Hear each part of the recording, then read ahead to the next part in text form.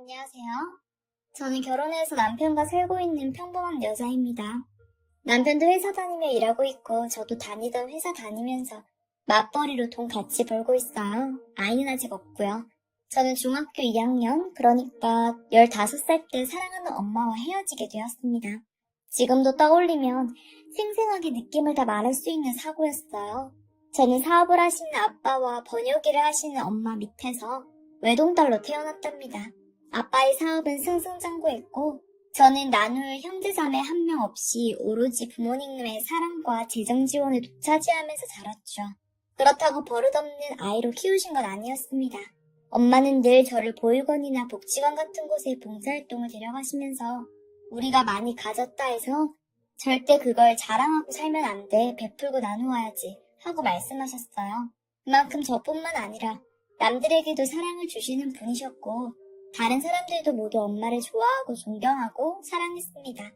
엄마는 제게 천사였고 여왕이었고 친구였고 언니였고 보호자였어요. 아빠도 물론 제게 늘 다정하게 잘해주시고 시간만 생기면 언제든지 놀아주셨지만 아무래도 엄마보단 바쁘셨죠. 그러다 보니 집에서 일하시며 늘 저를 봐주시는 엄마와 보내는 시간이 늘었고 전 자연스럽게 엄마와의 애착이 강해졌습니다.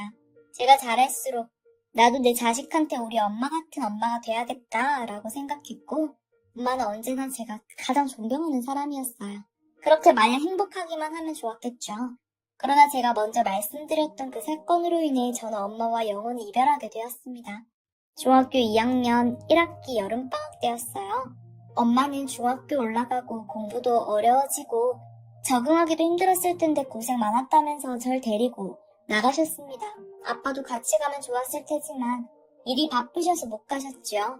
그래서 저와 엄마는 단둘이 오붓하게 바닷가로 떠났습니다. 당일치기로 아침 일찍 출발해 밤에는 집에 도착할 예정이었습니다.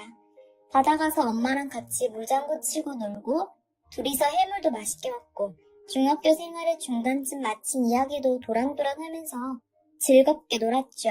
그리고 집에 가려고 초저녁쯤 다시 출발했습니다. 고속도로를 타고 달려서 집까지 30분 정도밖에 남지 않은 도로 위였죠. 갑자기 뒤에서 폭탄 100개가 동시에 터지는 소리가 났습니다. 제 생에 들어본 가장 큰 소리였어요. 쾅 소리와 동시에 저와 엄마의 몸이 앞으로 튕겨졌고 몸이 부딪히면서 머리가 띵 하고 울렸었던 기억이 납니다. 엄마가 옆에서 괜찮아? 괜찮아? 하고 소리쳤던 것도 기억나고요. 사고 당시에는 제 모습을 보지 못했지만 정신없이 고개를 이리저리 돌리고 몸을 비틀다 눈에 들어온 엄마의 모습은 정말 끔찍했습니다. 엄마 머리와 얼굴 위로 피가 흘러내리고 있었거든요. 그 모습을 보자마자 제 머리도 끔찍하게 아프기 시작했고 저는 엄마와 제가 보통 사고를 당한 게 아니라는 걸 깨달았습니다. 크게 난 사고였기에 주위에 사람들이 금방금방 모여들었죠. 누군가가 신고를 했고 한 10분 정도가 지났을까 구급차 사이렌이 들렸습니다. 그리고 저는 차 안에서 몸이 꺼내지는 순간 정신을 잃었어요. 아마도 구급차 실려서 병원에 갔겠죠. 병원에 도착해서 잠시 눈을 떴었는데 저는 이동 침대에 누워서 서둘러 옮겨지고 있었고 엄마는 보이지 않았습니다. 다시 눈을 떴을 때는 산소 호흡기를 차고 누워 있었어요. 중환자실이었습니다. 제가 깨어나자 간호사 선생님께서 아빠를 불러다 주셨습니다. 아빠는 제 손을 잡고 우시면서 살아줘서 정말 고마워 라고 하셨습니다. 제가 깨어나서 처음으로 한 말은 엄마는? 이라는 질문이었어요. 마지막으로 본 엄마의 얼굴은 피투성이었으니까요. 엄마가 너무나 걱정되었죠. 저는 그때까지만 해도 엄마가 살아있을 거라고 생각했어요. 제가 살았으니 엄마도 살아있을 거라고 생각했죠. 그러나 아빠는 계속 우시면서 미안해 엄마는 하고 말을 잇지 못하셨습니다. 저는 그게 무슨 의미인지 알았죠. 그러나 믿을 수가 없었어요. 울고 소리치면서 아빠에게 엄마를 불러달라고만 했습니다. 그런 저를 간호사 선생님들이 오셔서 진정시키셨죠. 저는 그렇게 난리치면서도 엄마는 죽었다는 걸 깨달았어요. 엄마는 병원으로 오는 길에 사망했다고 합니다. 저는 누워만 있느라 장례식장에도 가지 못했어요. 여름방학을 내내 병원에서만 있고 퇴원해서도 학교로 돌아가기까지 시간이 걸렸죠. 퇴원하고 나서 외할머니와 함께 엄마 납골당을 찾아갔습니다. 항아리 앞에 환하게 웃고 있는 엄마의 사진을 보고 하염없이 눈물이 나더라고요. 엄마가 제 옆에 없다는 사실을 인정하고 싶지 않았습니다. 외할머니는 엄마가 너 이렇게 슬퍼하는 거 보면 얼마나 더 피눈물을 흘리겠니? 이러면 안 돼. 보란듯이 행복하게 살다가 나중에 아주 오래 지나서 엄마한테 가서 자랑해야지. 네 엄마가 바라는 게 그거야. 하고 제게 울면서 단호하게 말씀하셨습니다. 여전히 가슴이 찢어지게 아프고 슬펐지만 저는 외할머니의 말씀에 조금씩 마음을 추스르기 시작했어요. 학교도 조심조심 나가기 시작했죠. 병원에 정기적으로 검사도 받으러 가고 약도 먹고 치료도 받았지만 그 와중에도 공부도 열심히 했습니다. 엄마 사진을 늘 눈앞에 두고 엄마에게 자랑스러운 딸이 되겠다고 늘 다짐했거든요. 정말 열심히 살려고 했어요. 엄마가 슬퍼하지 않고 남아있는 아빠를 위해서라도요. 그러나 제 마음은 한 번 더 무너지고 말았습니다. 바로 아빠 때문이었어요. 엄마가 그렇게 떠난 지 1년도 되지 않은 날이었습니다. 학교 갔다가 집에 왔는데 집 거실에 아빠와 친할머니, 그리고 처음 보는 아줌마와 초등학생 정도로 보이는 여자애가 앉아있더라고요. 아빠는 절 보고는 왔어? 잠깐 여기 와서 앉아봐. 라고 말씀하셨어요. 뭔 모르고 저는 가서 앉았습니다. 아빠는 제 눈치를 잠시 보시더니 이내 말을 꺼내셨어요. 인사해 새엄마 될 분이셔. 그리고 여기는 동생. 저는 제가 농담을 들은 줄 알았죠. 아니 이게 지금 꿈이라 생각까지 했죠. 아빠 무슨 소리야? 새엄마라니? 제 말에 옆에 앉아 계시던 친할머니가 말을 받으셨습니다. 아빠가 재혼하시게 아줌마니까 이제 너한테 새엄마지. 그리고 새엄마 딸이니까 이제 동생 될 거고 얼른 인사드려. 친할머니의 말씀에 저는 지금 이 상황이 모두 현실이구나 하고 깨달았습니다. 깨달으니 분노가 차오르기 시작했죠. 엄마가 떠난 지 1년도 되지 않았어요.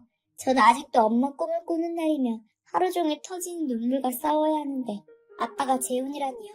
아빠는 분명히 엄마를 사랑했다고 생각했습니다. 엄마가 아빠 인생의 유일한 사랑이라고 알고 있었죠. 아빠 옆에 다른 여자가 있다는 걸 상상할 수 없었고 더욱이 다른 여자를 엄마라고 부르는 제 모습은 더 상상할 수 없었습니다. 아빠가 재혼을 해? 여태까지 나한테 말 한마디 없다가 엄마 죽은 지 1년도 안 됐어. 그런데 지금 아빠는 애 딸린 아줌마랑 재혼하겠다고? 이게 말이 돼? 저는 악쓰듯 소리를 질렀습니다.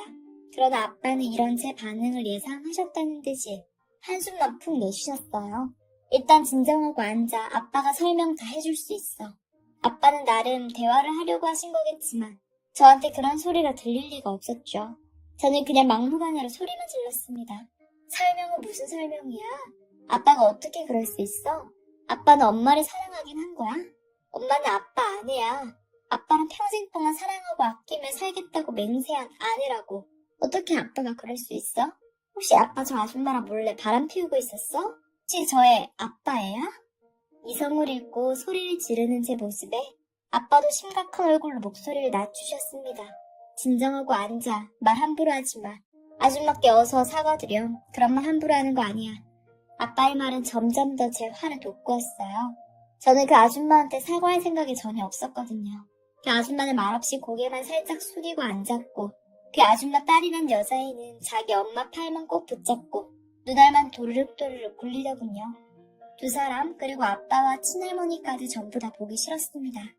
아빠는 엄마 사랑했어. 그건 여기서도 세상에도 다 말할 수 있는 사실이야. 그렇지만 아빠가 엄마 따라서 죽을 순 없잖아. 아빠도 살아야지. 그리고 살면서 새로운 사람 만나고 새 인연을 맺을 수도 있는 거야. 아빠가 죽은 엄마를 평생 그리워하고 슬퍼하는 걸 엄마가 바랄 것 같아? 엄마도 이해할 거야. 엄마도 이렇게 해야 했던 걸 이해할 거라고.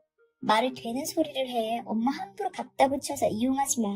내가 그런다고 이 아줌마한테 엄마 할 것 같아? 나한테 엄마는 세상에 단 한 명뿐이야. 저는 아빠한테 지지 않았어요. 그렇게 아빠한테 소리친 것도 처음이었고요. 그때 옆에 앉아있던 아줌마가 입을 열었습니다. 저기 그냥 제가 포기할게요. 이 결혼은 없었던 걸로. 아니 약속했잖아요. 그냥 나한테 맡겨요. 아빠와 그 아줌마는 무슨 비련의 연인이라도 된 것 마냥 굴고 있었어요. 그 모습이 저는 그저 꼴도 보기 싫었습니다. 그래 좋아. 아빠 하고 싶은 대로 해. 아빠 살아서 살고 싶은 대로 만나고 싶은 사람 만나고 살아. 결혼하고 싶으면 해. 대신에 나는 이 집 나가서 살 거야. 외할머니 외할아버지는 가서 살 거라고. 난 여기서 저 아줌마랑 저 여자애랑 같이 살 생각은 전혀 없어. 그러느니 차라리 죽어버릴 거야. 무슨 그런 말을 해? 네가 어떻게 그런 말을 해? 아빠가 제게 언성을 높이셨지만 저는 지지 않았어요. 차라리 그냥 작년에 죽었으면 좋았겠어. 내가 죽어도 아빠는 저 여자애가 있으니까 난 그냥 엄마 따라갈 걸 그랬네. 그렇게 악을 쓰고 저는 제 방으로 들어와 문을 쾅 닫았습니다. 그리고 큰 여행용 가방을 꺼내 옷들과 짐들을 챙기기 시작했어요. 제가 아까 한 말을 그대로 진행시키려고요. 외할머니, 외할아버지 댁은 제가 살던 집에서 30분 정도 거리에 있었습니다. 멀지 않으니 학교 전학 갈 걱정도 없었죠. 저는 그냥 거기 가서 살려고 했어요. 그날 저녁 외가댁으로 가서 외할머니와 외할아버지께 이야기를 하고 엉엉 울었습니다. 두 분은 저를 한참 동안 달래주셨죠. 그런데 제가 울음을 그치자 외할아버지는 아가 집으로 돌아가라. 너희 아빠가 미운 마음은 잘 알겠다만 그래도 부모가 한 명이라도 멀쩡히 살아있는데 다른 집에서 살 수는 없어. 전 안 가겠다고 울면서 이곳에서 살게 해달라고 빌었지만 외할아버지도 완강한 입장을 고수하셨습니다. 저는 결국 일주일을 버티다가 집으로 돌아와야 했어요. 집으로 돌아오니 그 아줌마와 여자애는 이미 집에 자리를 잡고 적응하고 있더군요. 아줌마는 저를 보고 왔니? 배는 안 고파? 하고 웃으면서 물었어요. 남의 속은 다 찢어지고 무슨 배짱으로 웃는 건지 몰랐습니다. 저는 나한테 말 걸지 마세요. 아줌마도 험한 말 듣기는 싫을 거 아니에요. 하고 방으로 들어가 버렸어요. 방으로 들어가는데 언니 안녕? 하고 그 여자애 인사하더군요. 난이 언니 아니야. 넌 아무한테나 언니라고 부르니? 그 버릇 고쳐. 하고 쏘아주고 방에 들어갔습니다. 방 밖에서는 그 여자애가 자기 엄마한테 가서 우는 소리가 들리고 아줌마는 애를 조용조용히 달래더군요. 그냥 모든 게 싫고 짜증났습니다. 그날부터 저는 집에서 이방인 같은 존재가 되고 말았어요. 정확히는 제가 자처한 거죠. 아빠는 최대한 피해 다녔습니다. 그런데 그 아줌마는 아침 먹었니? 학교가? 오늘 잘 지냈니? 하면서 끝없이 말을 걸더라고요. 그럴 때마다 아줌마가 뭔 상관이에요? 하고 쏘아주고 방으로 들어왔습니다. 초등학생인 그 여자애는 제가 무섭긴 했는지 눈치를 보는 것 같긴 했어요. 그래도 때때로 언니 하며 제게 말을 걸었는데 그것도 무시해버렸죠. 제 머릿속에는 빨리 성인이 돼서 대학을 가든지 취업을 하든지 해서 이 집에서 나가겠다는 생각뿐이었습니다. 저는 집안에 있으면서 엄마의 물건만 놓아놓은 작은 방에서 시간을 자주 보냈는데 그 방에 있을 때마다 더 슬프고 화가 났어요. 엄마의 흔적들은 다 이 안으로 치우고 기억하는 사람은 오직 저밖에는 없는 것 같았거든요. 외할머니와 외할아버지와 시간을 많이 보냈고 명절에는 친가도 가지 않았어요. 친가에서도 우리 엄마를 배신했다고 생각해서요. 친할아버지는 돌아가셨지만 기일이나 제사 때에는 가지 않았고 친할머니가 간간히 연락을 하셔서 저를 보고 싶다고 하셨지만 저는 친할머니도 미웠어요. 싫다고 하고 끊었죠. 그렇게 저는 왜 조부모님과 친구들에게만 평범한 사람이 되어갔습니다. 다른 모습은 얼음처럼 차가워져 갔어요. 그리고 저는 마침내 고3이 되었고 수능을 보게 되었답니다. 수능날 아침 일어나니 아빠가 일찍 일어나 계시더군요. 도시락 가져가야지 하셨죠. 저는 그런 아빠를 무시하고 문을 나섰습니다. 아빠는 제가 결코 도시락을 가져가지 않을 거라는 걸 아셨던 것 같아요. 제 뒤에 대고 아빠가 기도할게 하고 소리치셨죠. 저는 그냥 무시하고 나와버렸고 수능을 쳤습니다. 그리고 대학에 합격했어요. 저 너무 기뻤죠. 곧바로 집을 나갈 길을 찾아보기 시작했는데 기숙사는 쓸 수 없었어요. 학교와 집 거리가 그렇게 멀지 않았습니다. 어떡하나 하는데 같은 학교에 가게 된 친구가 자기와 같이 자취를 하자고 제안하더라고요. 저는 이미 고등학생 때부터 아르바이트를 구해서 하고 있었어요. 아빠가 통장으로 매달 용돈을 입금하기는 했지만 제 돈은 제가 벌어서 쓰고 싶었거든요. 제가 용돈 필요 없다고 보내지 말라고 해도 아빠는 계속 보내셨습니다. 아르바이트 월급으로 친구와 나눠내면 괜찮을 것 같았어요. 장학금도 받아서 학비 걱정도 안 해도 됐고요. 저는 바로 동의했고 2월이 되는 즉시 이사를 했습니다. 아빠는 제 마음이 변하지 않을 걸 아셨는지 잡지 않으셨어요. 그냥 건강해야 한다, 밥 잘 먹고 학교 생활도 잘하고 건강해야 해 라고만 하셨습니다. 저는 그런 아빠의 말도 새겨듣지 않았어요. 친구와 함께 살면서 저는 학교 생활에 열중했고 집에는 정말 한 번도 가지 않았습니다. 애초에 집을 나오고 싶었던 게 아빠랑 그 아줌마, 그 여자의 얼굴 보기 싫어서였으니까요. 엄마 자리를 차지한 그 아줌마와 아빠, 딸이 돼서 행복하게 사는 그 여자의 꼴을 보기 싫었습니다. 저는 학교 생활과 공부에 열중했고 성적도 아주 좋게 유지했어요. 졸업도 우수한 성적으로 졸업해서 꽤 좋은 기업에 취직도 했답니다. 그리고 돈을 모아서 혼자 살 집을 얻어서 살기 시작했고 당시 만나고 있던 남자친구와 결혼 계획을 세우기 시작했어요. 그런데 어느 날 전화가 한 통 걸려오더라고요. 바로 외할머니였어요. 무슨 일이 있으시냐고 여쭈어보니 지금 네 아빠가 많이 아파. 뇌출혈이 와가지고 쓰러졌는데 너를 많이 찾는단다. 얼른 가봐라. 뜻밖의 소식에 심장이 뛰긴 했지만 애써 나 안 가요. 아빠는 내 아빠 아니에요. 하고 냉정하게 대답했어요. 외할머니는 제 말에 언성 높이시면서 그러면 안 돼. 얼른 가봐. 할미가 병원 어딘지 알려줄게. 하시는데 저는 전화를 확 끊어버렸습니다. 할머니는 문자를 못 하셔서 문자론 병원을 못 알려주시니까 전화만 피하면 된다 싶었거든요. 그런데 그날 퇴근하고 집에 왔는데 집 문 앞에 그 아줌마가 서 있었습니다. 흠칫 놀라서 지금 여기서 뭐 하시는 거예요? 하고 날카롭게 물었어요. 마지막으로 본 게 몇 년 전이었는데 기억하던 얼굴 그대로더군요. 아줌마는 제 팔을 붙잡고 애원하듯 말했습니다. 아빠가 많이 아프신데 널 계속 찾고 계셔. 제발 아빠한테 가자. 아빠 이러다가 돌아가시면 후회해. 이러지 마. 요즘 세상이 어떤 세상인데 뇌출혈로 바로 돌아가셔요? 이거 나요. 어떻게 될지 아무도 모르는 거야. 제발 아빠한테 가자. 들어가려는 저와 끌고 가려는 아줌마 사이에 실랑이는 한참 이어졌습니다. 안 놓으면 경찰에 신고할 거예요? 하고 언성을 높였죠. 신고해. 경찰에 신고해도 좋아. 대신에 내 말 좀 들어줘 제발. 내 말 좀 듣고 신고하던가 나를 때리던가 하고 싶은 대로 해. 아줌마는 그 말을 마치더니 갑자기 눈물을 흘리기 시작하셨습니다. 사실은 나는 네 아빠랑 결혼한 거 아니야. 우린 혼인신고도 안 했고 사랑하는 사이도 아니야. 아줌마는 울면서 말했어요. 저는 이게 대체 무슨 헛소리인가 싶어서 지금 무슨 말씀을 하시는 거예요? 하고 물었죠. 너희 아빠가 나랑 우리 애를 거둬준 거야. 결혼한 게 아니야. 그 말의 시작으로 아줌마는 제게 놀라운 이야기를 해주었습니다. 네가 사고 당하던 날 한쪽 눈을 크게 다쳤다고 했어. 이대로 가다간 한쪽 눈이 실명할 수도 있다고 말이야. 그때 당시 내 남편이 막 임종한 상태였어. 암이었지. 남편 눈 감는 거 막 보고 울고 있는데 의사랑 너희 아빠가 얘기하는 소리를 들었거든. 그래서 갑자기 그런 생각이 들었어. 젊은 나이에 간 내 남편 마지막으로 가치 있는 일 하게 해주고 싶다고. 거기다가 똑같이 딸 키우는 입장에서 눈이 안 떼어지더라. 그래서 내가 네 아빠한테 제안했어. 너한테 내 남편 눈을 주겠다고 말이야. 그래서 그런 거야. 네 아빠가 너무 고마워서. 평생 나랑 내 딸을 책임져 주겠다고. 사실 결혼했다고 거짓말할 필요는 없었어. 그런데 우리 딸이 자기 아빠 죽은 거에 너무 슬퍼해서 우리 딸한테 아빠가 필요했어. 그래서 내가 우리 딸 생각하는 마음에 그렇게 거짓말하고 그 집 들어가서 뻔뻔하게 살기로 결심한 거야. 너한테는 너무 미안했어. 내가 엄마 자리를 뺏은 거니까. 그래도 나도 엄마라서 내 딸 생각하느라 너한테 그렇게 무슨 일을 했다. 미안해.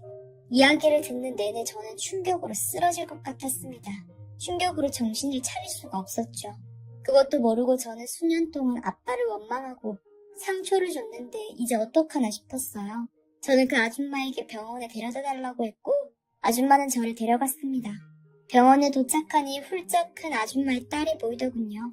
저는 아빠의 병실로 들어갔습니다. 아빠는 산소호흡기를 차고 누워있었어요. 아줌마는 누가 왔는지 좀 보세요. 하고 말했고 그 소리에 아빠 눈이 힘겹게 떠졌습니다. 아줌마는 자리를 피해 나가주었죠. 아빠는 저를 보고 놀란 눈이 되시더니 힘겹게 얼굴을 움직여 미소를 보이셨습니다. 나 얘기 다 들었어, 아빠. 진짜요? 저 아줌마 남편이 나한테 눈 주고 죽어서 아빠가 그래서 그런 거야? 제가 울면서 묻자 아빠 눈에서도 눈물이 한 줄기 흘러내렸습니다. 그리고 작게 고개를 끄덕이셨죠. 아빠 그럼 엄마 사랑해? 제 물음에 아빠는 손가락을 작게 움직여 침대 위에 무언가를 쓰셨습니다. 그것은 바로 아빠한테는 엄마밖에 없어 였어요. 그 글씨를 보는 순간 저는 엉엉 울고 말았습니다. 아빠 미안해. 내가 진짜 정말 나쁜 년이야. 아빠 내가 너무 미안해. 잘못했어. 나 이제 어떡해? 아빠는 우는 제 머리 위로 애써 손을 올리셔서 쓰다듬어 주셨어요. 그리고 연속해서 침대 위로 두 단어를 쓰셨습니다. 괜찮아, 사랑해, 요. 저는 회사에 휴가를 냈고 아빠 간호에 열중했고 다행히 아빠는 점점 회복을 하셨습니다. 그리고 아줌마와 아줌마 딸과도 식사 자리를 가졌어요. 두 사람에게 그동안 정말 미안했다고 말했죠. 아줌마는 괜찮아. 마음 다 알아. 하고 절 안아주셨습니다. 아줌마 딸은 이제 언니라고 불러도 돼? 하고 조심스럽게 물었고 저는 고개를 끄덕였습니다.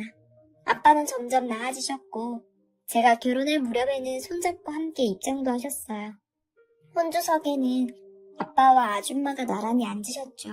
전 아직도 엄마가 그립습니다. 그러나 저는 제게 눈을 주신 그 아저씨도 아저씨의 아내인 아줌마와 그리고 그 딸까지 엄마가 보내셨다고 생각해요. 제가 행복하게 살기를 바라시면서요. 그래서 더욱더 열심히 살려고 합니다. 지금 옆에 있는 제 남편과 아빠, 그리고 제가 두 번째 엄마로 여길 아줌마와 동생을 사랑하면서요. 제 사연은 여기까지입니다. 들어주셔서